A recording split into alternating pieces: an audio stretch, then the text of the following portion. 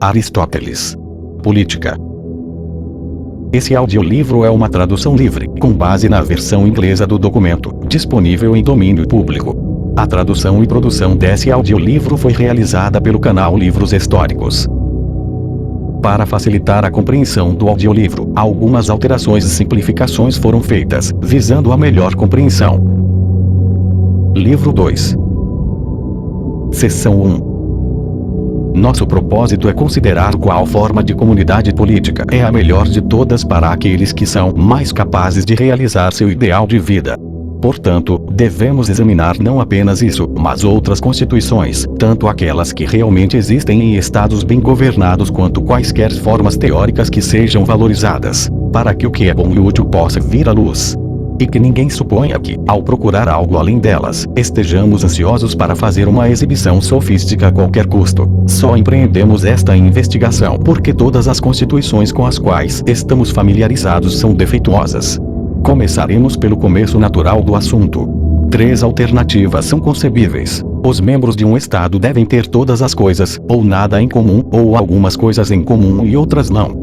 Que eles não tenham nada em comum é claramente impossível, pois a Constituição é uma comunidade e deve, em qualquer caso, ter um local comum. Uma cidade estará em um lugar, e os cidadãos são aqueles que participam dessa única cidade. Mas um Estado bem ordenado deve ter todas as coisas, na medida do possível, em comum, ou apenas algumas e não outras, pois os cidadãos poderiam concebivelmente ter esposas e filhos e propriedades em comum, como Sócrates propõe na República de Platão. Qual é melhor, nossa condição atual ou a nova ordem de sociedade proposta? Seção 2. Existem muitas dificuldades na comunidade de mulheres. E o princípio no qual Sócrates baseia a necessidade de tal instituição evidentemente não é estabelecido por seus argumentos. Além disso, como meio para o fim ao qual ele atribui ao Estado, o esquema, se interpretado literalmente, é impraticável, e como interpretá-lo não é declarado em nenhum lugar de forma precisa. Estou falando da premissa da qual o argumento de Sócrates parte, isto é, abre aspas, quanto maior a unidade do Estado, melhor. Fecha aspas. Não é óbvio que um Estado pode, por fim, atingir um grau de unidade tão grande a ponto de não ser mais um Estado. Pois a natureza de um Estado é ser uma pluralidade, e ao tender para uma maior unidade, deixa de ser um Estado e se torna uma família, e de ser uma família, um indivíduo, pois a família pode ser considerada maior do que o Estado, e o indivíduo do que a família. Portanto, não devemos alcançar essa maior unidade, mesmo se pudéssemos, pois seria a destruição do Estado. Novamente, um Estado não é composto apenas por tantos homens, mas por diferentes tipos de homens, pois os semelhantes não constituem um Estado. Não é como uma aliança militar. A utilidade desta depende de sua quantidade, mesmo onde não há diferença de qualidade, pois a proteção mútua é o objetivo visado, assim como um maior peso de qualquer coisa é mais útil do que um menor. Da mesma forma, um Estado difere de uma nação, quando a nação não tem sua população organizada em vilas, mas vive de forma arcádica. Mas os elementos dos quais uma unidade deve ser formada diferem em espécie. Portanto, o princípio de compensação, como já observei na ética, é a salvação dos Estados. Mesmo entre homens livres e iguais, este é um princípio que deve ser mantido, pois eles não podem governar juntos, mas devem mudar ao final de um ano ou algum outro período de tempo ou em alguma ordem de sucessão. O resultado é que, nesse plano, todos governam, assim como se sapateiros e carpinteiros trocassem suas ocupações, e as mesmas pessoas não continuassem sempre sendo sapateiros e carpinteiros. E, uma vez que é melhor que isso aconteça também na política, está claro que, embora deva haver continuidade das mesmas pessoas no poder quando isso for possível, onde isso não é possível, devido à igualdade natural dos cidadãos, e ao mesmo tempo é justo que todos participem do governo, se governar for algo bom ou ruim, uma aproximação disso é que os iguais devem, por sua vez, se afastar do cargo e devem, além da posição oficial, ser tratados da mesma forma. Assim, um partido governa e os outros são governados por sua vez, como se não fossem mais as mesmas pessoas. Da mesma forma, quando ocupam um cargo, há uma variedade nos cargos ocupados. Portanto, é evidente que uma cidade não é, por natureza, uma unidade no sentido que algumas pessoas afirmam, e que o que é dito ser o maior bem das cidades é na realidade a sua destruição, mas certamente o bem das coisas deve ser aquilo que as preserva. Além disso, de outro ponto de vista, essa extrema unificação do Estado claramente não é boa, pois uma família é mais autossuficiente do que um indivíduo, e uma cidade do que uma família, e uma cidade só surge quando a comunidade é grande o suficiente para ser autossuficiente. Se, portanto, a autossuficiência é desejável, o grau menor de unidade é mais desejável do que o maior. Seção 3. No entanto, mesmo supondo que fosse melhor para a comunidade ter um maior grau de unidade, essa unidade de forma alguma é comprovada pelo fato de todos os homens dizerem meu e não meu no mesmo instante, o que, segundo Sócrates, é o sinal de perfeita unidade em um estado. Pois a palavra todos é ambígua. Se o significado for que cada indivíduo diz meu e não meu ao mesmo tempo, então talvez o resultado que Sócrates busca possa ser alcançado em algum grau. Cada homem chamará a mesma pessoa de seu próprio filho e a mesma pessoa de sua esposa, e assim com sua propriedade e tudo o que lhe é atribuído. No entanto, essa não é a forma como as pessoas falariam se tivessem suas esposas e filhos em comum. Elas diriam todos, mas não cada. Da mesma forma, sua propriedade seria descrita como pertencente a eles, não individualmente, mas coletivamente.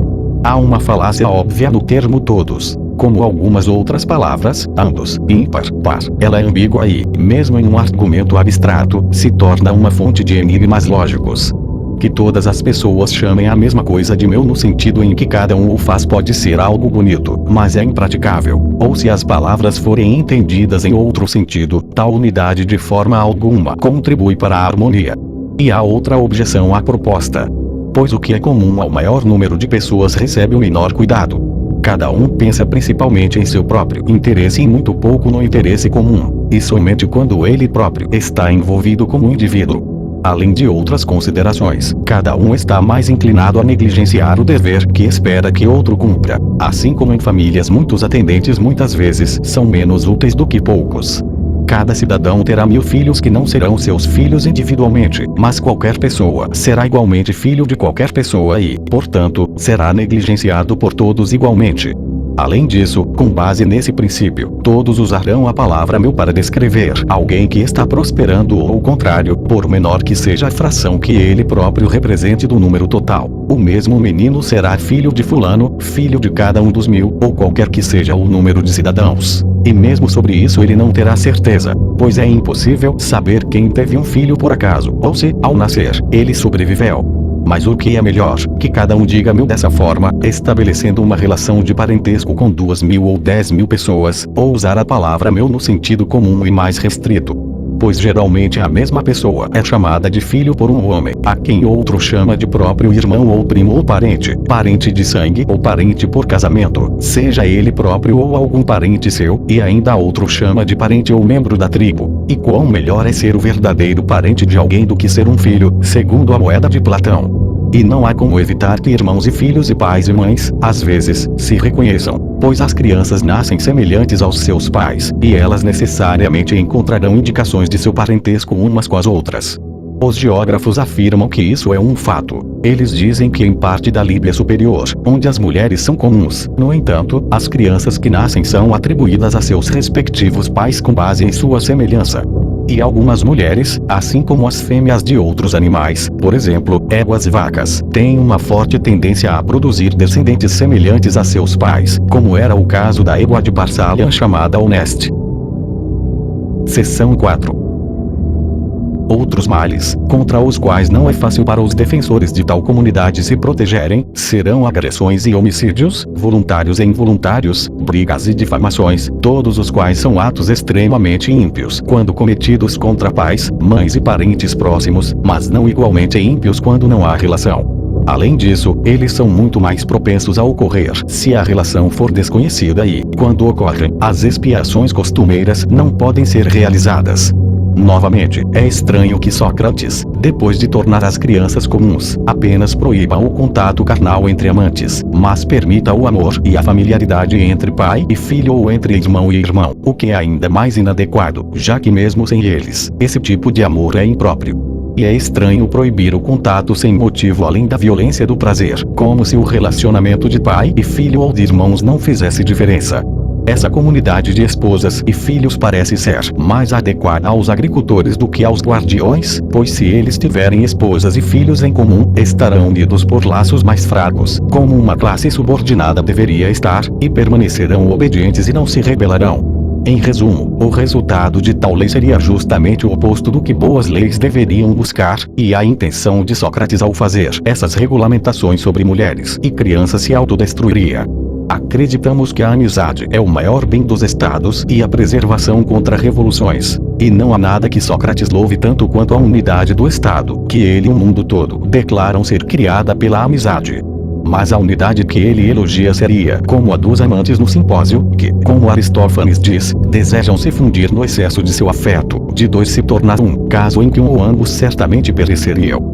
Já em um estado em que as mulheres e os filhos são comuns, o amor será diluído. O pai certamente não dirá meu filho, nem o filho dirá meu pai. Assim como um pouco de vinho doce misturado com muita água é imperceptível na mistura, nesse tipo de comunidade, a ideia de relacionamento baseada nesses nomes será perdida. Não há motivo para que o chamado pai se preocupe com o filho, ou o filho com o pai, ou irmãos uns com os outros. Das duas qualidades que inspiram principalmente consideração e afeto, que algo é seu próprio e que é o único que você tem, nenhuma pode existir em tal estado como este. Além disso, a transferência de crianças assim que nascem do grupo de agricultores ou artesãos para o grupo de guardiões e do grupo de guardiões para um grupo inferior será muito difícil de ser organizada. Aqueles que dão ou transferem não podem deixar de saber para quem estão dando e transferindo. E os males mencionados anteriormente, como agressões, amores ilegítimos, homicídios, ocorrerão com mais frequência entre aqueles que são transferidos para as classes inferiores ou que têm um lugar designado entre os guardiões, pois eles não mais chamarão os membros do grupo que os deixaram de irmãos, filhos, pais e mães, e, portanto, não terão medo de cometer crimes por consanguinidade. Quanto à comunidade de esposas e filhos, essa seja a nossa conclusão. Seção 5. Agora vamos considerar quais devem ser nossos arranjos em relação à propriedade. Os cidadãos do Estado perfeito devem ter suas posses em comum ou não? Essa questão pode ser discutida separadamente das disposições sobre mulheres e crianças. Mesmo supondo que as mulheres e crianças pertençam a indivíduos, de acordo com o costume universal atual, não pode haver vantagem em ter e usar posses em comum? 3 casos são possíveis. Primeiro, o solo pode ser apropriado, mas o produto pode ser lançado para consumo no estoque comum, e essa é a prática de algumas nações. Ou em um segundo caso, o solo pode ser comum e pode ser cultivado em comum, mas o produto dividido entre indivíduos para uso privado. Esta é uma forma de propriedade comum que se diz existir entre certos bárbaros. Ou em terceiro, o solo e o produto podem ser igualmente comuns. Quando os agricultores não são os proprietários, o caso será diferente e mais fácil de lidar. Mas quando eles cultivam a terra para si mesmos, a questão da propriedade causará muitos problemas. Se eles não compartilharem igualmente prazeres e trabalhos, aqueles que trabalham muito e recebem pouco inevitavelmente se queixarão daqueles que trabalham pouco e recebem ou consomem muito. Mas de fato sempre há uma dificuldade em homens viverem juntos e terem todas as relações humanas em comum, mas especialmente terem propriedade comum. As parcerias de companheiros de viagem são um exemplo disso, pois eles geralmente se desentendem por questões cotidianas e brigam por qualquer coisa que surja. O mesmo acontece com os servos. Somos mais propensos a ficar ofendidos com aqueles com quem mais frequentemente nos encontramos na vida diária. Essas são apenas algumas das desvantagens que acompanham a comunidade de propriedades. O arranjo atual, se melhorado como poderia ser por bons costumes e leis, seria muito melhor e teria as vantagens de ambos os sistemas. A propriedade deve ser, em certo sentido, comum, mas, como regra geral, privada. Pois, quando todos têm um interesse distinto, os homens não se queixarão uns dos outros, e farão mais progressos, pois cada um estará cuidando de seus próprios negócios. E, no entanto, por bondade em termos de uso, amigos, como diz o provérbio, terão todas as coisas em comum. Mesmo agora, existem vestígios desse princípio, mostrando que não é impraticável, mas, em estados bem organizados, já existe em certa medida e pode ser levado mais adiante. Pois, embora cada homem tenha sua própria propriedade, ele colocará algumas coisas à disposição de seus amigos, enquanto outras ele compartilha o uso com eles. Os lacedemônios, por exemplo, usam os escravos, cavalos e cães uns dos outros, como se fossem seus. E quando eles não têm provisões em uma viagem, eles se apropriam do que encontram nos campos em todo o país. É claramente melhor que a propriedade seja privada, mas o uso seja comum, e a função especial do legislador é criar nos homens essa disposição benevolente.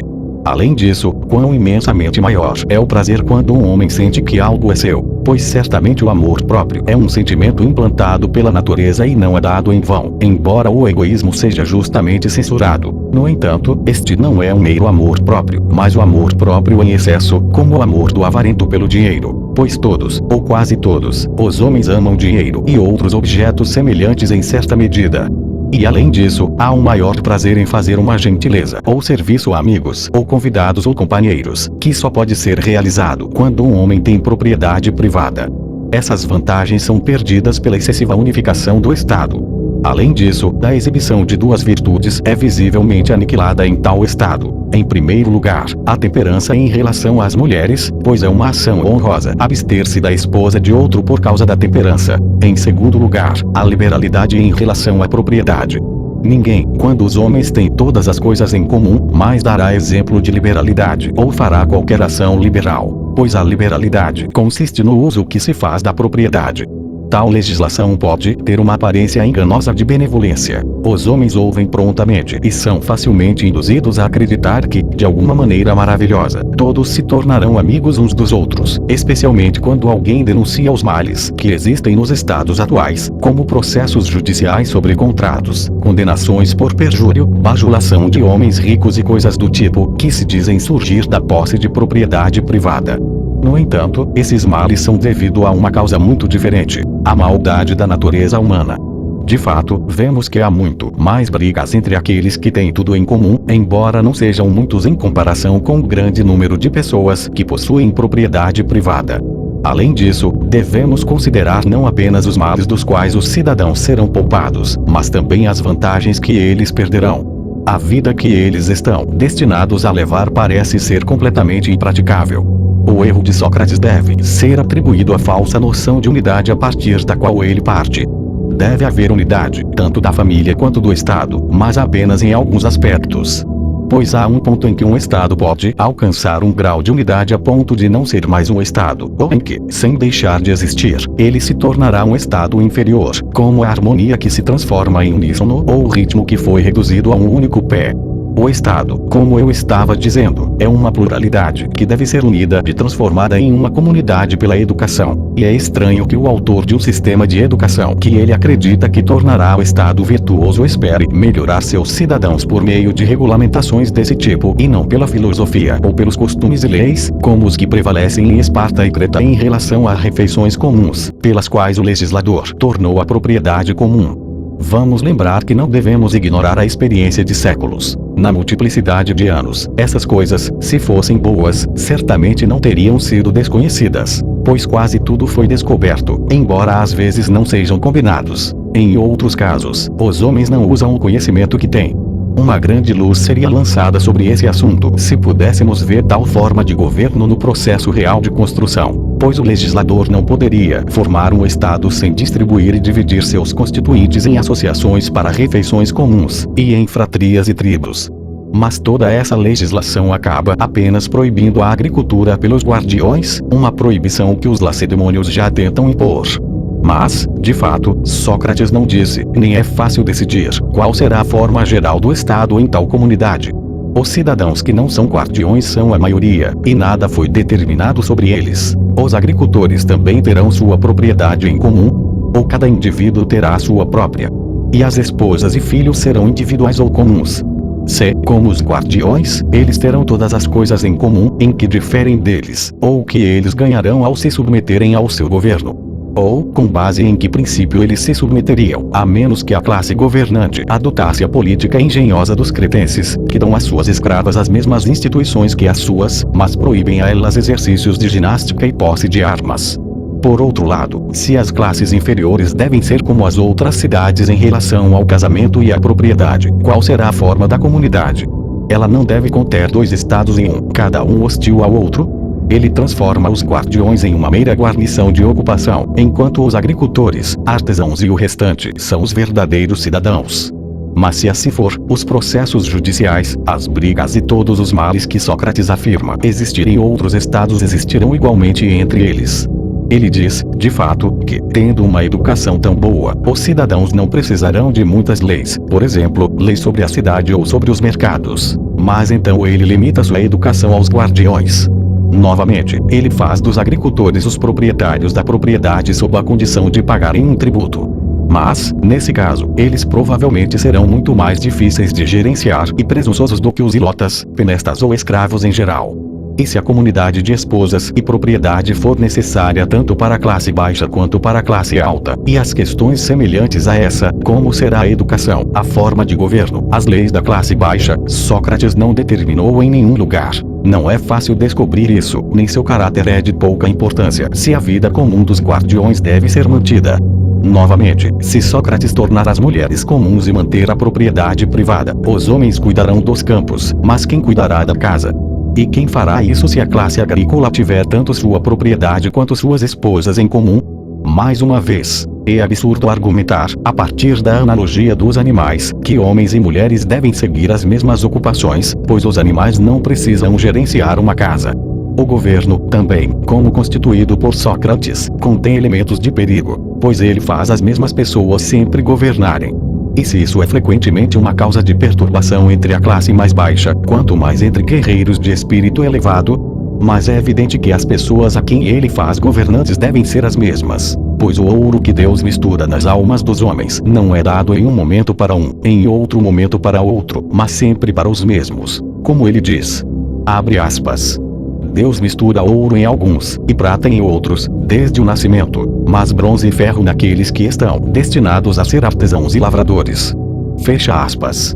Mais uma vez, ele priva os guardiões até mesmo da felicidade e afirma que o legislador deve tornar todo o Estado feliz. Mas o todo não pode ser feliz a menos que a maioria, ou todos, ou algumas de suas partes desfrutem da felicidade. Nesse aspecto, a felicidade não é como o princípio par nas quantidades, que pode existir apenas no todo, mas em nenhuma das partes. Não é assim com a felicidade. E se os guardiões não são felizes, quem é? Certamente não os artesãos, nem as pessoas comuns. A república da qual Sócrates discute possui todas essas dificuldades, e outras igualmente grandes. Seção 6. Na mesma linha, as objeções se aplicam, quase da mesma forma, à obra posterior de Platão, as leis, e, portanto, é melhor examinar brevemente a Constituição descrita lá. Na República, Sócrates resolveu definitivamente apenas algumas poucas questões, como a comunidade de mulheres e crianças, a comunidade de propriedade e a constituição do Estado. A população é dividida em duas classes, uma de agricultores e a outra de guerreiros. Desta última é retirada uma terceira classe de conselheiros e governantes do Estado. Mas Sócrates não determinou se os agricultores e artesãos teriam uma participação no governo e se também carregariam armas e participariam do serviço militar ou não. Ele certamente acredita que as mulheres devem participar da educação dos guardiões e lutar ao lado deles. O restante do trabalho é preenchido com digressões estranhas ao assunto principal e com discussões sobre a educação dos guardiões. Nas leis, há pouco além de leis. Pouco é dito sobre a Constituição. Essa Constituição, que ele pretendia tornar mais próxima do tipo comum, ele gradualmente aproxima de outra, ou forma ideal. Pois, com exceção da comunidade de mulheres e propriedades, ele supõe que tudo é o mesmo em ambos os estados. Haverá a mesma educação, os cidadãos de ambos viverão livres de ocupações servis, e haverá refeições comuns em ambos. A única diferença é que nas leis, as refeições comuns são estendidas às mulheres, e os guerreiros são em número de 5.000, enquanto na República são apenas 1.000. Os discursos de Sócrates nunca são comuns. Eles sempre apresentam graça, originalidade e pensamento, mas a perfeição em tudo dificilmente pode ser esperada. Não devemos deixar de notar o fato de que o número de 5.000 cidadãos, mencionado agora, exigirá um território tão grande quanto a Babilônia, ou algum outro local imenso, se tantas pessoas forem sustentadas na ociosidade, juntamente com suas mulheres e servos, que serão uma multidão várias vezes maior.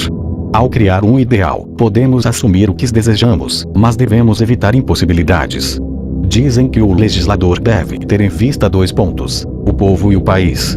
Mas países vizinhos também não devem ser esquecidos por ele, principalmente porque o Estado para o qual ele legisla deve ter uma vida política e não isolada. Pois um Estado deve ter uma força militar capaz de ser útil contra seus vizinhos, e não apenas em casa. Mesmo que a vida de ação não seja considerada a melhor, seja para indivíduos ou para estados, uma cidade deve ser formidável para os inimigos, seja invadindo ou recuando. A outro ponto, não deveria ser definida de alguma forma a quantidade de propriedade, diferentemente disso, sendo mais clara.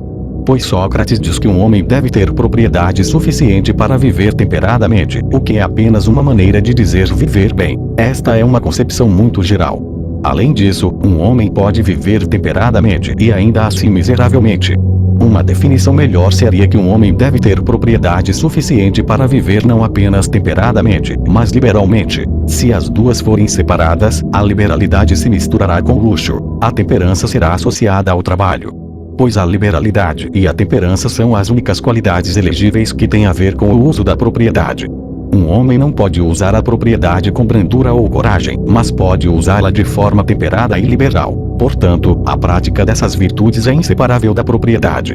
Há também uma inconsistência em igualar a propriedade e não regular o número dos cidadãos. A população deve permanecer ilimitada, e ele pensa que ela será suficientemente igualada por um certo número de casamentos não serem frutíferos, não importando quantos nascem para os outros, porque ele descobre que esse é o caso nos estados existentes. Mas será necessária uma atenção maior do que agora, pois entre nós, independentemente do número de cidadãos, a propriedade é sempre distribuída entre eles, e portanto ninguém fica necessitado. Mas, se a propriedade fosse incapaz de divisão, como nas leis, os supranumerários, sejam poucos ou muitos, não obteriam nada.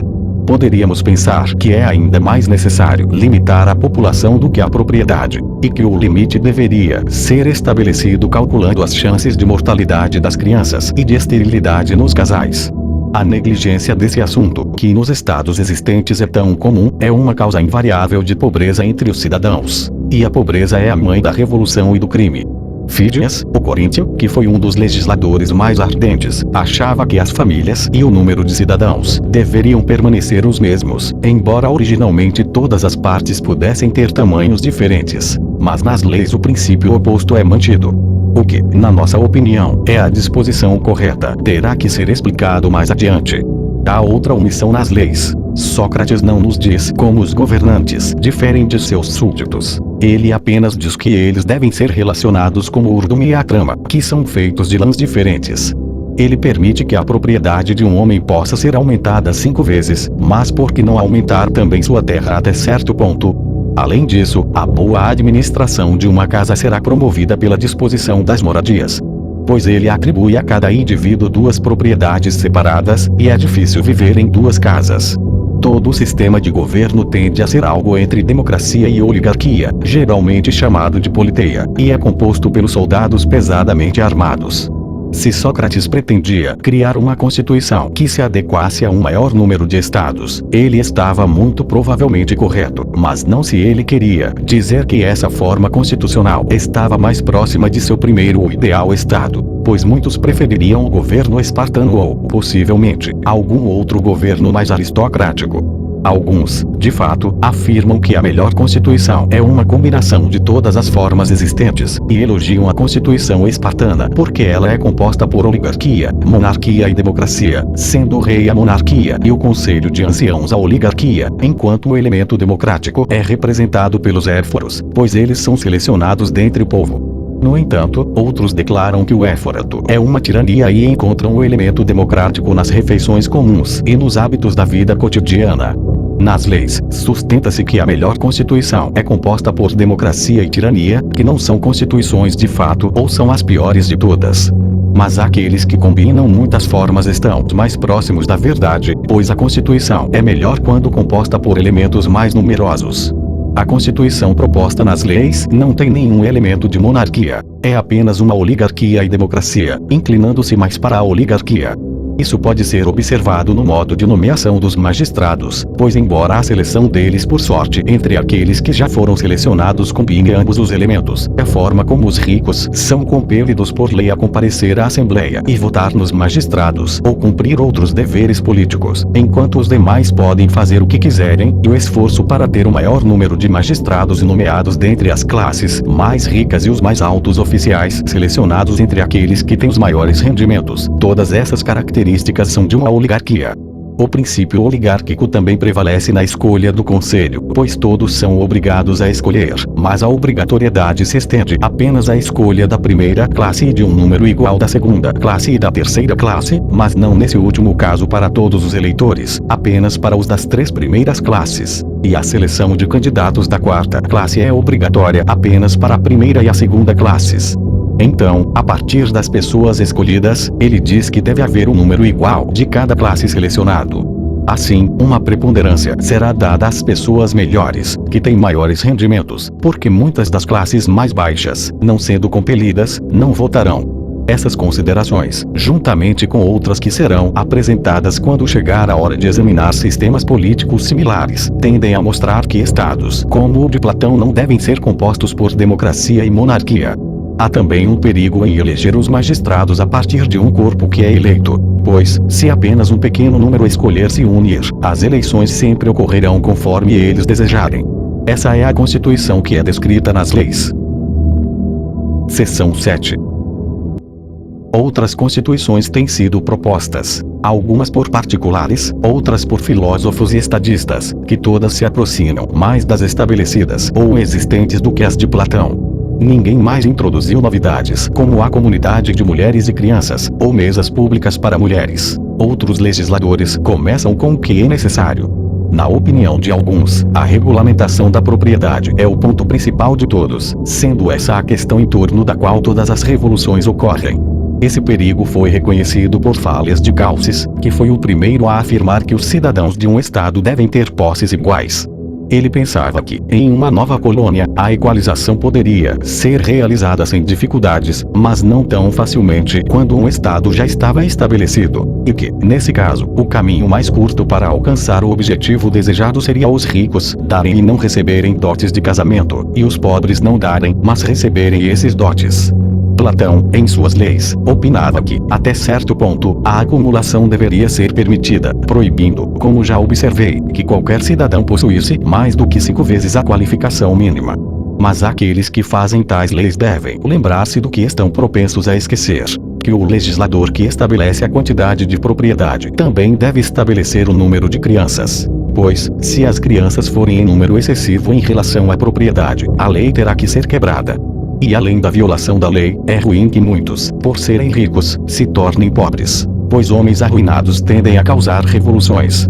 Ficou claro para alguns dos antigos legisladores que a equalização da propriedade exerce influência sobre a sociedade política.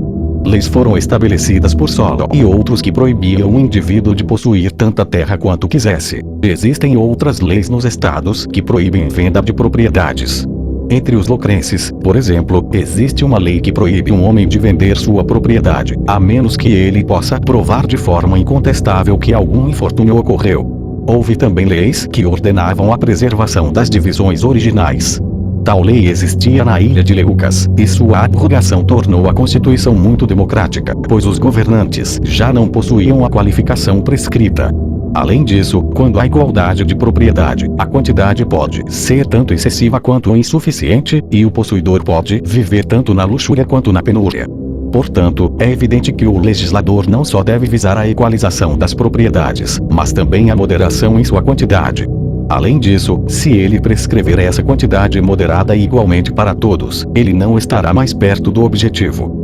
Pois não são as posses, mas os desejos da humanidade que precisam ser igualados, e isso é impossível a menos que uma educação adequada seja providenciada pelas leis. Mas Falhas provavelmente responderá que é precisamente isso que ele quer dizer, e que, em sua opinião, nos estados deveria haver não apenas propriedade igual, mas também educação igual. Ainda assim, ele deveria explicar precisamente o que ele quer dizer, e que tipo de educação seria a mesma para todos, se ela é do tipo que predispõe os homens à avareza, à ambição ou a ambas. Além disso, os problemas civis surgem não apenas da desigualdade de propriedade, mas também da desigualdade de honra, embora de maneiras opostas. O povo comum briga pela desigualdade de propriedade, a classe alta briga pela igualdade de honra. Como diz o poeta, o bom e o mal igualmente compartilham da honra.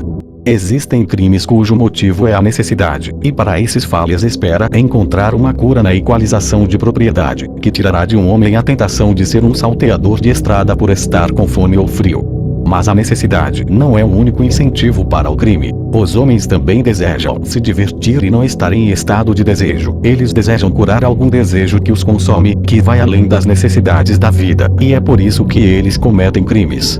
Agora, qual é a cura para esses três transtornos? Para o primeiro, posses e ocupações moderadas. Para o segundo, hábitos de temperança. Quanto ao terceiro, se alguém deseja prazeres que dependem de si mesmos, eles só encontrarão a satisfação de seus desejos na filosofia, pois todos os outros prazeres dependem de outras pessoas. O fato é que os maiores crimes são causados pelo excesso e não pela necessidade. Os homens não se tornam tiranos para não sofrerem com o frio, e, portanto, grande é a honra concedida não àquele que mata um ladrão, mas àquele que mata um tirano. Assim, vemos que as instituições de Falhas valem apenas contra crimes menores. Há outra objeção a elas. Elas são principalmente destinadas a promover o bem-estar interno do Estado. Mas o legislador também deve considerar sua relação com as nações vizinhas e com todos os que estão fora dele. O governo deve ser organizado tendo em vista a força militar, e sobre isso ele não disse uma palavra. E o mesmo ocorre em relação à propriedade. Não deve apenas haver o suficiente para suprir as necessidades internas do Estado, mas também para enfrentar os perigos que vêm de fora. A propriedade do Estado não deve ser tão grande que vizinhos mais poderosos sejam tentados por ela, enquanto os donos são incapazes de repelir os invasores. Nem tão pequena que o Estado seja incapaz de travar uma guerra mesmo contra estados de poder igual e do mesmo caráter. Falhas não estabeleceu nenhuma regra, mas devemos ter em mente que a abundância de riqueza é uma vantagem. O melhor limite provavelmente será que um vizinho mais poderoso não tenha nenhum incentivo para guerrear com você devido ao excesso de sua riqueza, apenas aquele que ele teria se você possuísse menos. Há uma história de que Eubulus, quando Autócrates estava prestes a sitiar Atarneus, disse a ele para considerar quanto tempo a operação levaria e calcular o custo incorrido durante esse período. Porque, disse ele, estou disposto a sair de Atarneus imediatamente por uma quantia menor do que essa. Essas palavras de Eubulus impressionaram Autócrates, e ele desistiu do cerco. A equalização de propriedade é uma das coisas que tendem a evitar as brigas entre os cidadãos. Não que o ganho nessa direção seja muito grande, pois os nobres ficarão insatisfeitos, pois se consideram dignos de mais do que uma parcela igual de honras, e isso muitas vezes é uma causa de sedição e revolução. E a avareza da humanidade é insaciável. Em um momento, 2 óbolos eram pagamento suficiente, mas agora, quando essa quantia se tornou comum, os homens sempre querem mais e mais sem fim, pois é da natureza do desejo não ser satisfeito, e a maioria dos homens vive apenas para a satisfação dele. O início da reforma não é tanto igualar a propriedade, mas educar as naturezas mais nobres para que não desejem mais e impedir que os menos favorecidos obtenham mais. Isto é, eles devem ser mantidos sob controle, mas não maltratados. Além disso, a equalização proposta por Falhas é imperfeita, pois ele igualiza apenas a terra, enquanto um homem pode ser rico também em escravos, gado, dinheiro e na abundância do que se chama seus bens móveis. Agora, todas essas coisas devem ser igualizadas, ou algum limite deve ser imposto a elas, ou elas devem ser deixadas como estão. Parece que Falhas está legislando apenas para uma cidade pequena, se, como ele supõe, todos os artesãos devem ser escravos públicos e não formar uma parte complementar do corpo de cidadãos. Mas se houver uma lei que declare que os artesãos devem ser escravos públicos, ela deve se aplicar apenas àqueles envolvidos em obras públicas, como em Epidão ou em Atenas, de acordo com o plano que Diopantos introduziu uma vez. Com base nessas observações, qualquer pessoa pode julgar até que ponto as ideias de Falhas estavam corretas ou erradas. Seção 8.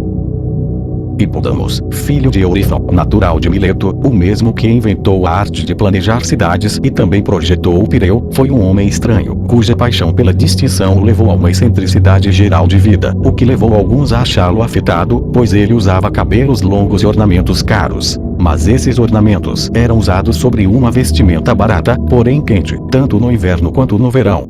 Além de aspirar a ser um adepto no conhecimento da natureza, ele foi a primeira pessoa, que não era um estadista, a fazer indagações sobre a melhor forma de governo. A cidade de Hipódamos era composta por 10.000 cidadãos, divididos em 3 partes, uma de artesãos, uma de agricultores e uma terceira de defensores armados do Estado. Ele também dividiu a terra em 3 partes, uma sagrada, uma pública e a terceira privada. A primeira foi destinada a manter o culto habitual aos deuses, a segunda para apoiar os guerreiros e a terceira era propriedade dos agricultores. Ele também dividiu as leis em apenas 3 classes, pois defendia que há 3 assuntos de litígio: insulto, agravo e homicídio. Ele também instituiu um único tribunal de apelação final, para o qual todas as causas que parecessem ter sido decididas incorretamente poderiam ser encaminhadas. Esse tribunal era formado por anciãos escolhidos para esse fim. Ele também acreditava que as decisões dos tribunais não deveriam ser tomadas pelo uso de seixos votantes, mas que cada um deveria ter uma tabuleta na qual pudesse não apenas escrever uma condenação simples, ou deixar a tabuleta em branco para uma absolvição simples, mas se ele absolvesse parcialmente e condenasse parcialmente, deveria fazer a distinção correspondente. Ele se opunha à lei existente porque obrigava os juízes a cometer perjúrio, não importando como votassem. Ele também determinou que aqueles que descobrissem algo para o bem do Estado deveriam ser honrados. E ele providenciou que as crianças dos cidadãos que morressem em batalha deveriam ser sustentadas às custas públicas, como se tal legislação nunca tivesse sido ouvida antes, embora ela realmente exista em Atenas e em outros lugares. Quanto aos magistrados, ele gostaria que todos fossem eleitos pelo povo, ou seja, pelas 3 classes já mencionadas, e aqueles que fossem eleitos deveriam zelar pelos interesses do público, dos estrangeiros e dos órfãos. Esses são os pontos mais marcantes da Constituição de Hipódamos. Não há muito mais. A primeira dessas propostas que pode ser objeto de objeção é a divisão tríplice dos cidadãos. Os artesãos, os agricultores e os guerreiros todos têm uma participação no governo. Mas os agricultores não têm armas, e os artesãos não têm armas nem terras, e portanto eles se tornam praticamente escravos da classe guerreira. Dizer que eles devem compartilhar de todos os cargos é uma impossibilidade, pois os generais e guardiões dos cidadãos, e quase todos os principais magistrados, devem ser escolhidos entre a classe dos que portam armas. No entanto, se as outras 2 classes não têm participação no governo, como podem ser cidadãos leais? Pode-se dizer que aqueles que têm armas necessariamente devem ser mestres das outras 2 classes, mas isso não é tão facilmente alcançado, a menos que sejam numerosos. E se forem, porque as outras classes devem compartilhar do governo ou ter o poder de nomear magistrados. Além disso, qual é a utilidade dos agricultores para a cidade? Artífices devem existir, pois eles são necessários em toda a cidade, e eles podem viver de seu ofício, como em qualquer outro lugar. E os agricultores também, se realmente fornecerem alimentos para os guerreiros, podem ter justamente uma participação no governo. Mas na República de Hipódamos, supõe-se que eles tenham sua própria terra, que cultivam para seu benefício privado. Além disso, em relação a essa terra comum da qual os soldados são mantidos, se eles mesmos forem os cultivadores, a classe guerreira será idêntica aos agricultores, embora o legislador tenha pretendido fazer uma distinção entre eles. Se, novamente, houver outros cultivadores, distintos dos agricultores, que possuem terras próprias, e dos guerreiros, eles formarão uma 4ª classe, que não tem lugar no Estado e nenhuma participação em nada. Ou, se as mesmas pessoas cultivarem suas próprias terras e as terras públicas também, terão dificuldade em fornecer a quantidade de produtos que sustentará 2 famílias. E porque, nesse caso, deve haver alguma divisão, já que eles poderiam encontrar comida para si mesmos e fornecer aos guerreiros a partir da mesma terra e das mesmas parcelas. Certamente, há uma grande confusão em tudo isso. Também não é louvável a lei que diz que os juízes, quando lhes é apresentada uma questão simples, devem fazer uma distinção em seu julgamento, pois o juiz se torna assim um árbitro. Agora, em uma arbitragem, embora os árbitros sejam muitos, eles conferem uns com os outros sobre a decisão e, portanto, podem fazer distinções. Mas nos tribunais de justiça isso é impossível e, de fato, a maioria dos legisladores se esforça para impedir que os juízes se comuniquem uns com os outros. Novamente, não haverá confusão se o juiz achar que indenizações devem ser concedidas, mas não tanto quanto o demandante exige. Ele pede, digamos, 20 minas, e o juiz permite a ele 10 minas, ou, em geral, o demandante pede mais e o juiz permite menos, enquanto outro juiz permite 5, outro 4 minas. Dessa forma, eles continuarão dividindo os danos, e alguns concederão tudo e outros nada. Como será feito o cálculo final? Além disso, ninguém contesta que aquele que vota por uma absolvição simples ou condenação perjura a si mesmo, se a acusação tiver sido apresentada de forma não qualificada. E isso é justo, pois o juiz que absolve não decide que o réu não deve nada, mas que ele não deve as 20 minas. Apenas ele é culpado de perjúrio quem pensa que o réu não deve pagar 20 minas e ainda assim o condena. Honrar aqueles que descobrem algo útil para o Estado é uma proposta que tem uma sonoridade atraente, mas não pode ser promulgada com segurança por lei, pois pode encorajar delatores e talvez até levar a convulsões políticas. Essa questão envolve outra. Tem sido questionado se é ou não é vantajoso fazer quaisquer mudanças nas leis de um país, mesmo que outra lei seja melhor. Agora, se as mudanças forem indesejáveis, dificilmente podemos concordar com a proposta de Hipódamo. Pois, sob pretexto de prestar um serviço público, um homem pode introduzir medidas que sejam realmente destrutivas das leis ou da Constituição. Mas, já que tocamos nesse assunto, talvez seja melhor nos aprofundarmos um pouco, pois, como eu estava dizendo, há uma diferença de opinião, e às vezes pode parecer desejável fazer mudanças. Tais mudanças em outras artes e ciências certamente têm sido benéficas. A medicina, por exemplo, a ginástica e todas as outras artes e ofícios se afastaram do uso tradicional. E, se a política for uma arte, a mudança deve ser necessária nesta, como em qualquer outra arte. Que houve melhora é demonstrado pelo fato de que os antigos costumes são extremamente simples e bárbaros. Pois os antigos gregos andavam armados e compravam suas noivas uns dos outros. Os remanescentes de antigas leis que nos chegaram são bastante absurdos. Por exemplo, em Cunha há uma lei sobre assassinato, segundo a qual se o acusador produzir um certo número de testemunhas entre seus parentes, o acusado será considerado culpado. Novamente, as pessoas em geral desejam o bem e não apenas o que seus pais tinham. Mas os habitantes primordiais, quer tenham nascido da terra ou sejam sobreviventes de alguma destruição, podem ser considerados não melhores que pessoas comuns ou até tolas entre nós. Tal é certamente a tradição sobre os homens nascidos da terra, e seria ridículo se contentar com suas noções. Mesmo quando as leis foram escritas, nem sempre devem permanecer inalteradas. Assim como em outras ciências, também na política é impossível que todas as coisas sejam precisamente estabelecidas por escrito, pois os decretos devem ser universais, mas as ações estão relacionadas com particulares.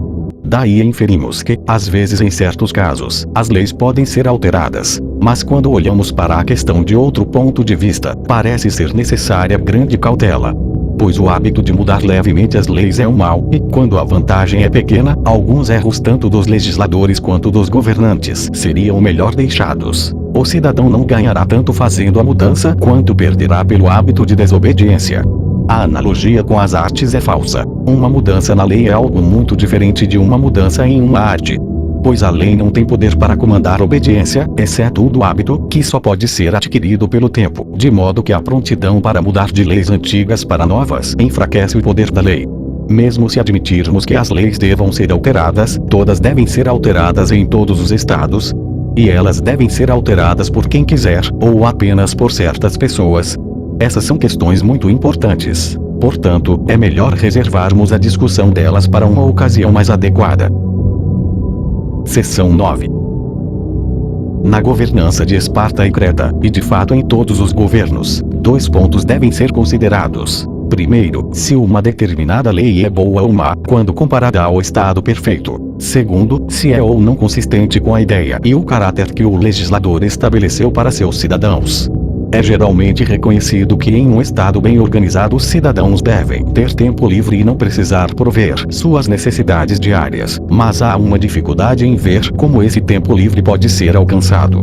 Os Penestae da Tessália frequentemente se levantaram contra seus senhores, e os ilotas da mesma forma contra os espartanos, pelos quais sempre estão à espreita de infortúnios. No entanto, nada desse tipo ainda aconteceu com os cretenses. A razão provavelmente é que as cidades vizinhas, mesmo quando em guerra umas com as outras, nunca formam uma aliança com servos rebeldes, pois as rebeliões não são de seu interesse, uma vez que eles próprios têm uma população dependente. Enquanto todos os vizinhos dos espartanos, sejam argivos, messênios ou arcádios, eram seus inimigos.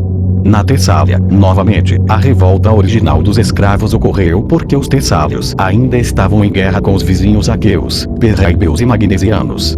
Além disso, se não houver outra dificuldade, o tratamento ou gestão dos escravos é uma questão problemática. Pois, se não forem mantidos sob controle, eles se tornam insolentes e pensam que são tão bons quanto seus mestres. E, se forem tratados com rigidez, odeiam e conspiram contra eles. Agora está claro que, quando esses são os resultados, os cidadãos de um estado não descobriram o segredo de administrar sua população submissa. Novamente, a licenciosidade das mulheres espartanas frustra a intenção da Constituição espartana e é adversa à felicidade do Estado. Pois, marido e esposa sendo cada um uma parte de cada família, o Estado pode ser considerado como igualmente dividido entre homens e mulheres. E, portanto, nos estados em que a condição das mulheres é ruim, metade da cidade pode ser considerada como não tendo leis.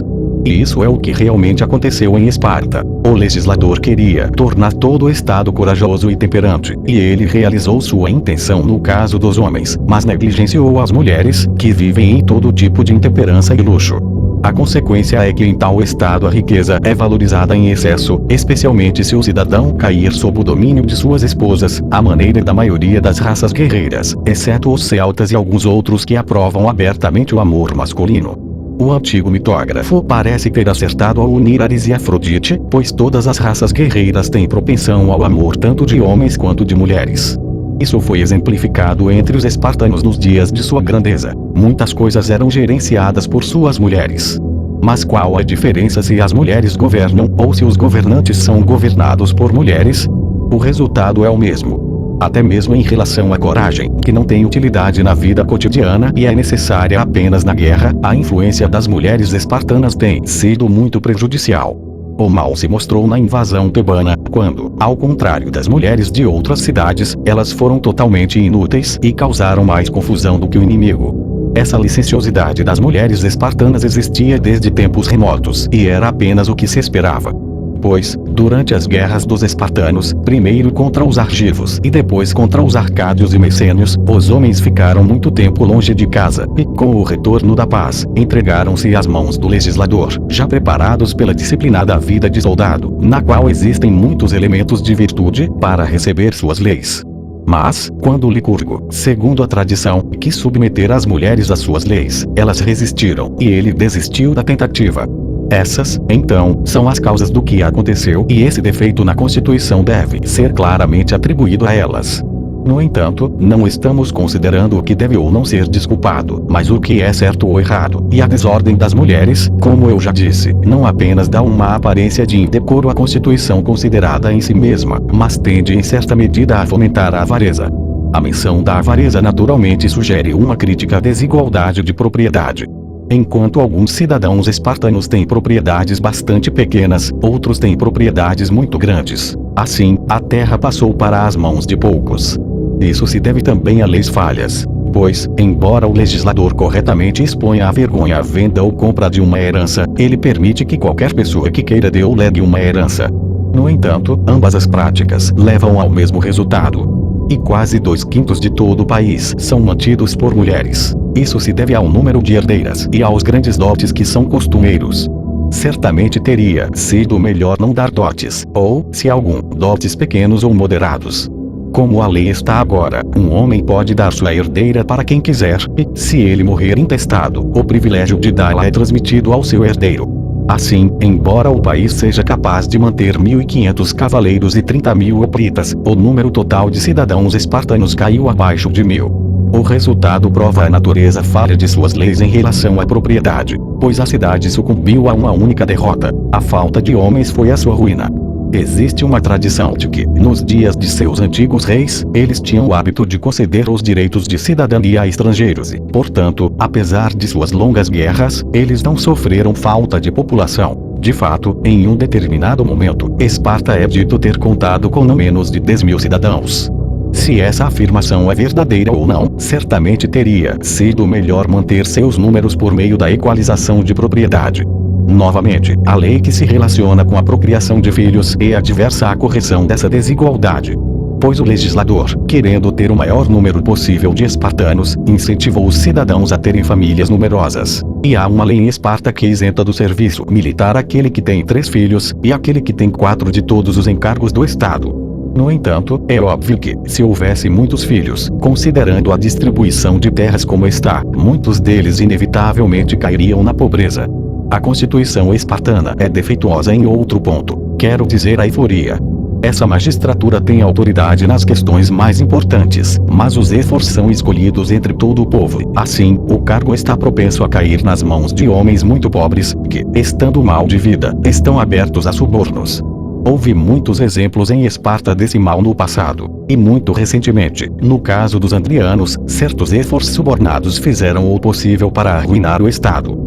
E o poder deles é tão grande e tirânico que até mesmo os reis foram obrigados a cortejá-los, de modo que, dessa maneira, juntamente com o cargo real, toda a Constituição se deteriorou e, de uma aristocracia, tornou-se uma democracia. A euforia certamente mantém o Estado unido, pois as pessoas ficam satisfeitas quando têm uma participação no mais alto cargo, e o resultado, seja devido ao legislador ou ao acaso, tem sido vantajoso.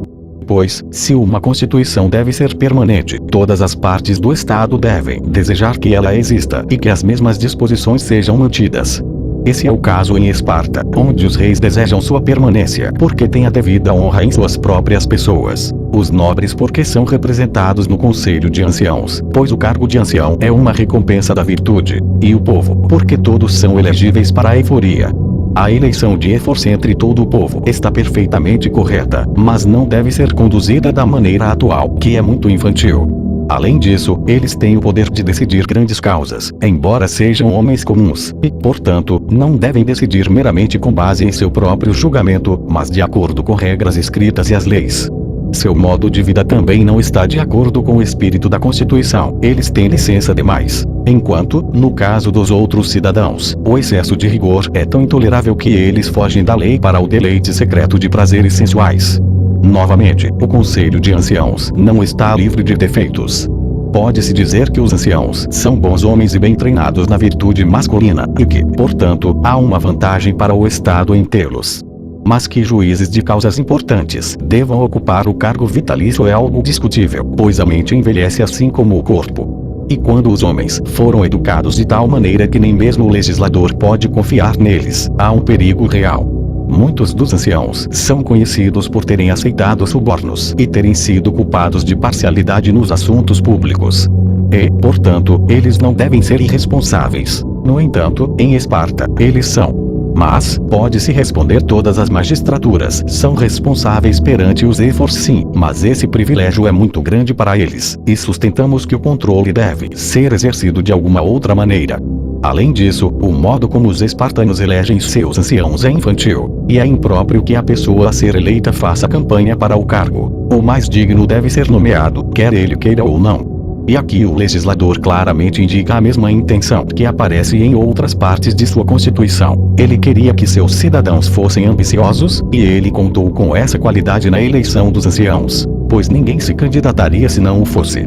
No entanto, a ambição e a avareza, quase mais do que qualquer outra paixão, são os motivos do crime. Se os reis são ou não uma vantagem para os estados, eu considerarei em outra ocasião. Eles devem, de qualquer forma, ser escolhidos, não como estão agora, mas com relação à sua vida pessoal e conduta.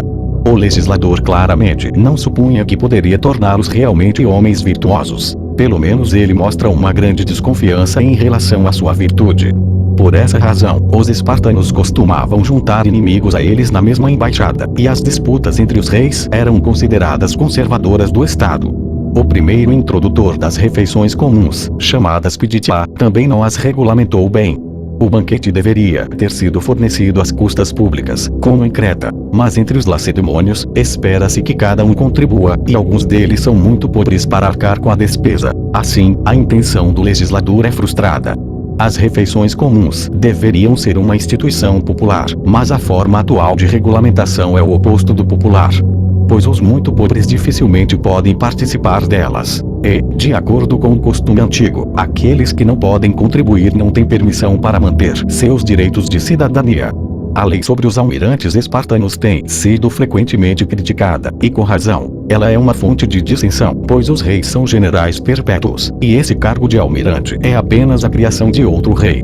A acusação que Platão faz, nas leis, contra a intenção do legislador, também é justificada. Toda a Constituição se refere apenas a uma parte da virtude, a virtude do soldado, que traz vitória na guerra. Enquanto estavam em guerra, portanto, seu poder foi preservado, mas quando alcançaram o império, eles caíram, pois não conheciam as artes da paz e nunca se envolveram em nenhum trabalho superior à guerra. Há outro erro, igualmente grande, em que eles caíram. Embora eles realmente acreditem que os bens pelos quais os homens lutam devem ser adquiridos pela virtude em vez do vício, eles erram ao supor que esses bens devem ser preferidos à virtude que os obtém. Mais uma vez, as receitas do Estado são mal administradas. Não há dinheiro no tesouro, embora sejam obrigados a travar grandes guerras, e eles não estão dispostos a pagar impostos. A maior parte da terra está nas mãos dos espartanos, e eles não examinam de perto as contribuições uns dos outros. O resultado que o legislador produziu é o oposto do benéfico, pois ele tornou sua cidade pobre e seus cidadãos gananciosos. Basta falar sobre a Constituição espartana, desses são os principais defeitos. Seção 10. A Constituição cretense se assemelha bastante à espartana e, em alguns pontos, é tão boa quanto, mas, na maior parte, é menos perfeita em sua forma. As constituições antigas geralmente são menos elaboradas do que as posteriores, e disse que a espartana é, e provavelmente é, em grande medida, uma cópia da cretense. De acordo com a tradição, Licurgo, quando deixou de ser o guardião do rei Carilo, viajou para o exterior e passou a maior parte do tempo em Creta. Pois os dois países estão intimamente ligados. Os lictianos são uma colônia dos lacedemônios, e os colonos, ao chegarem em Creta, adotaram a constituição que encontraram entre os habitantes.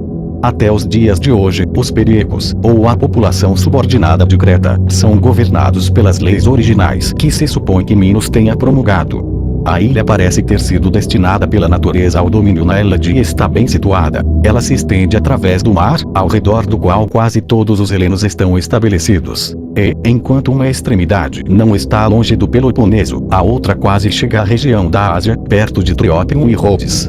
Assim, Minos conquistou o Império do Mar, subjugando algumas ilhas e colonizando outras. Por fim, ele invadiu a Sicília, onde morreu perto de Câmico. As instituições cretenses se assemelham às espartanas. Os ilotas são os agricultores de um, os períecos do outro, e tanto cretenses quanto lacedemônios têm refeições comuns, que antigamente eram chamadas pelos lacedemônios de Andria, não Peditia, e os cretenses têm a mesma palavra, o uso da qual prova que as refeições comuns originaram-se em Creta. Além disso, as duas constituições são semelhantes, pois o cargo de eforos é o mesmo que o dos cosmi cretenses, sendo a única diferença que, enquanto os eforos são 5, os cosmi são 10 em número. Os anciãos também correspondem aos anciãos de Creta, que são chamados pelos cretenses de conselho. E o cargo real existia em Creta, mas foi abolido, e os cosmi agora têm o dever de liderá-los na guerra. Todas as classes têm participação na eclésia, mas esta só pode ratificar os decretos dos anciãos e dos cosmi. As refeições comuns de Creta são certamente melhor organizadas do que as lacedemônias, pois em Esparta cada um paga uma quantia fixa por pessoa, ou, se falhar, a lei, como já expliquei, proíbe-o de exercer os direitos de cidadania. Mas em Creta elas têm um caráter mais popular. Lá, de todos os frutos da terra e do gado criados nas terras públicas e do tributo pago pelos períecos, uma parte é destinada aos deuses e ao serviço do Estado, e outra às refeições comuns, de modo que homens, mulheres e crianças são todos sustentados por um fundo comum. O legislador tem muitos meios engenhosos de garantir a moderação na alimentação, que ele considera um ganho. Ele também incentiva a separação dos homens das mulheres, para que não tenham filhos em excesso, e a companhia dos homens entre si. Se isso é algo bom ou ruim, terei a oportunidade de considerar em outro momento. Mas não há dúvida de que as refeições comuns em Creta são mais bem organizadas do que as lacedemônias. Por outro lado, os Cosmi são ainda uma instituição pior do que os Éforos, pois têm todos os males sem as vantagens. Assim como os Éforos, eles são pessoas escolhidas ao acaso, mas em Creta isso não é equilibrado por uma correspondente vantagem política. Em Esparta, todos são elegíveis, e o corpo do povo, tendo uma participação no mais alto cargo, deseja que a constituição seja permanente. Mas em Creta os Cosmi são eleitos de uma forma menos favorável, são eleitos de certas famílias e não de todo o povo, e os anciãos são escolhidos entre aqueles que já foram Cosmi.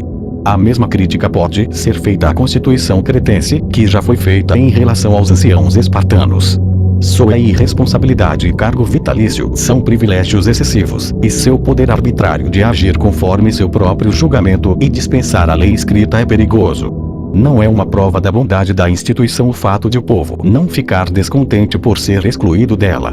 Pois não há lucro a ser obtido com o cargo, como ocorre com os Éforos, uma vez que, ao contrário dos Éforos, os Cosmi, estando em uma ilha, estão livres da tentação.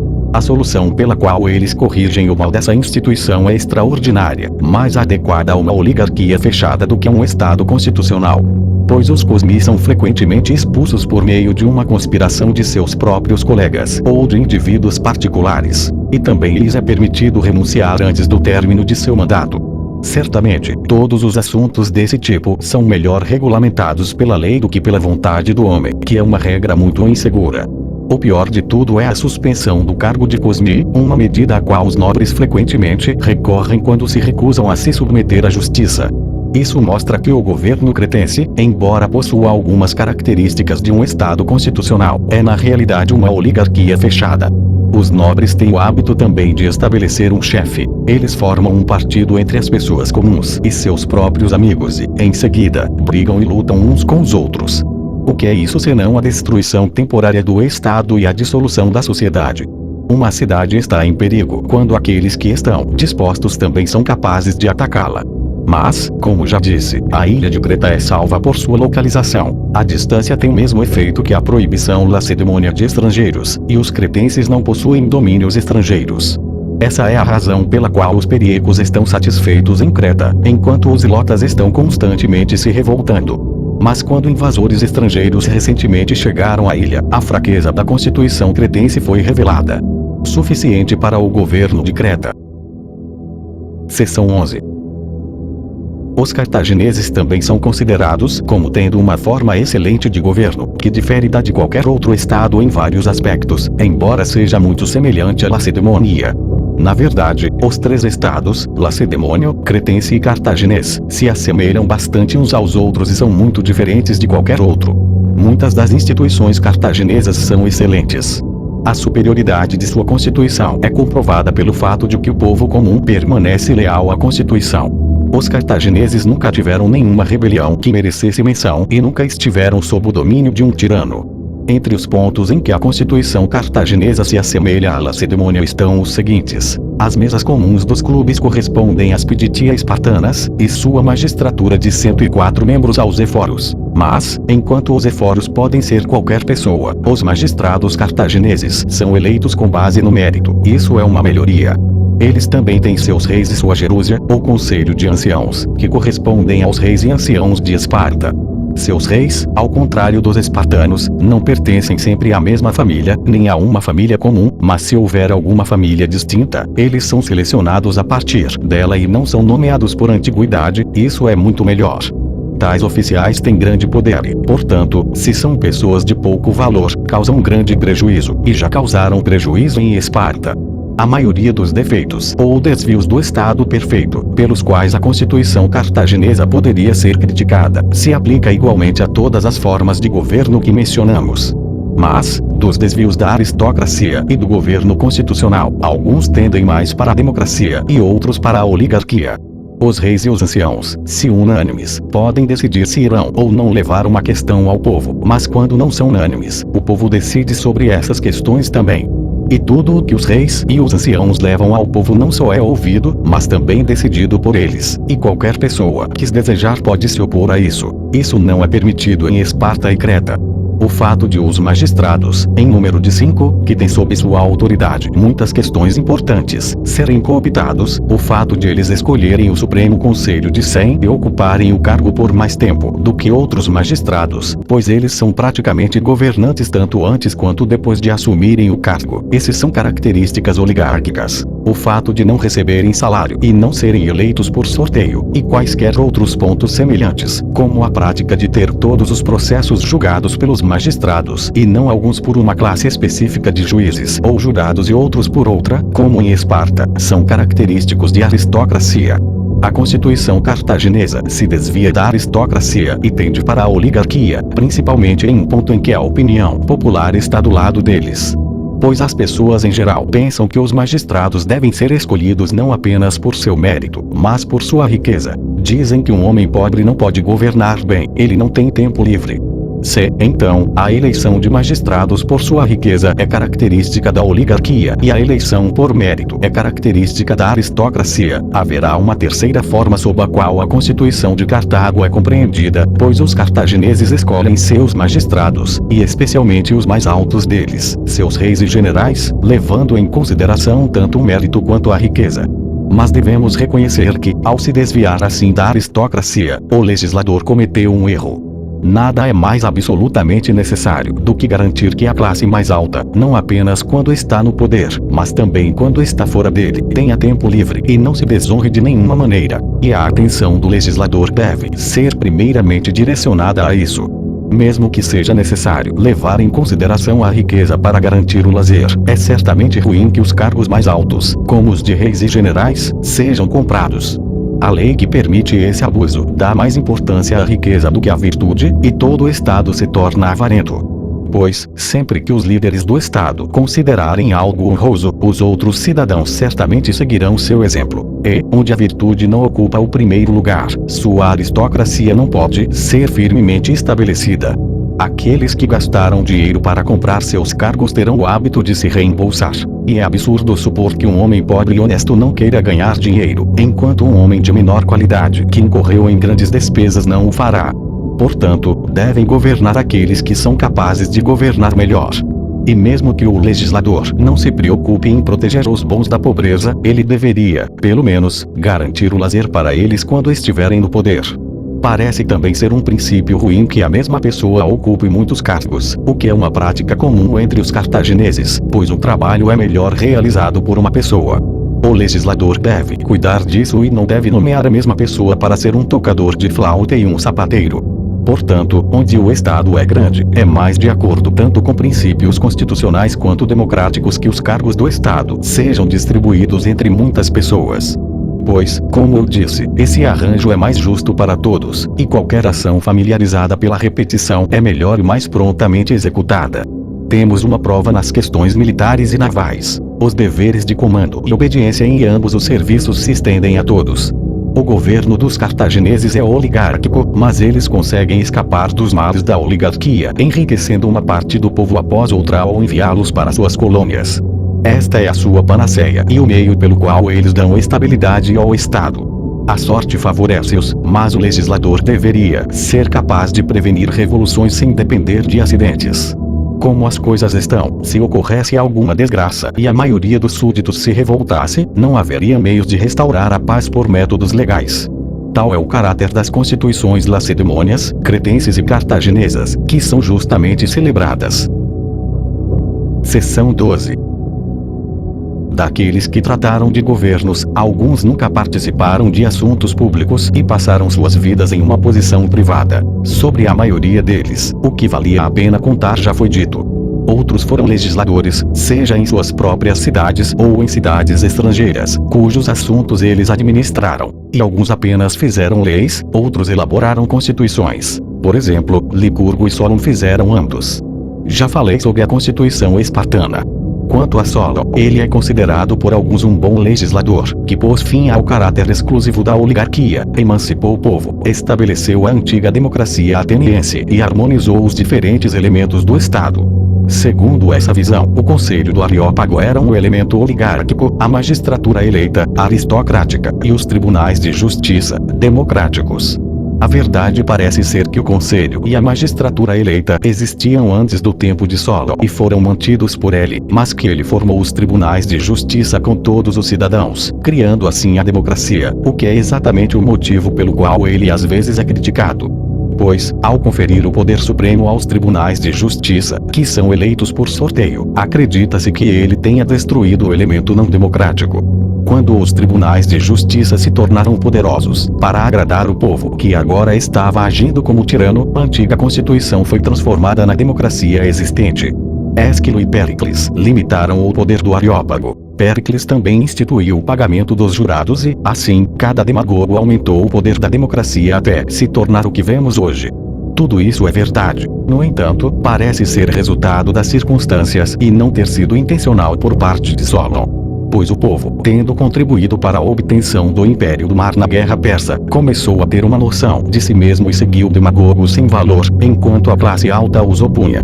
Solon, por sua vez, parece ter dado aos atenienses apenas o poder de eleger para cargos e de responsabilizar os magistrados, o que era absolutamente necessário, pois, sem isso, eles teriam sido escravizados e inimigos do governo.